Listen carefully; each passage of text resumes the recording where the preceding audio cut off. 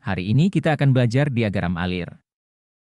Diagram alir, flowchart, adalah representasi grafis dari langkah-langkah yang diperlukan untuk menyelesaikan suatu proses atau masalah. Diagram ini menggunakan simbol-simbol standar untuk menggambarkan berbagai jenis tindakan atau langkah dalam proses tersebut.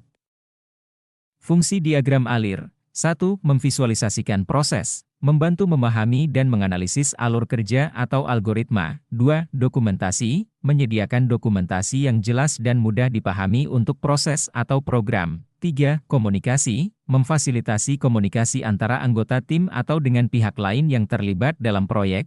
4. Pemecahan masalah, membantu dalam mengidentifikasi dan memecahkan masalah dengan lebih efisien.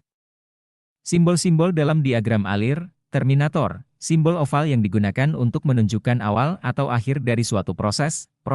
Simbol persegi panjang yang digunakan untuk menunjukkan langkah atau tindakan dalam proses. Input-output, simbol jajar genjang yang digunakan untuk menunjukkan operasi input atau output. Keputusan, simbol belah ketupat yang digunakan untuk menunjukkan titik keputusan dalam proses. Anak panah, digunakan untuk menunjukkan alur atau arah dari tiap langkah.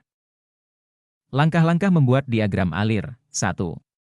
Identifikasi masalah atau proses. Tentukan masalah atau proses yang akan digambarkan. 2. Tentukan langkah-langkah. Identifikasi langkah-langkah yang diperlukan untuk menyelesaikan masalah atau proses tersebut. 3. Gunakan simbol-simbol. Gunakan simbol-simbol diagram alir untuk menggambarkan setiap langkah. 4. Hubungkan simbol-simbol. Hubungkan simbol-simbol dengan panah untuk menunjukkan alur proses. 5. Review dan revisi. Tinjau kembali diagram alir.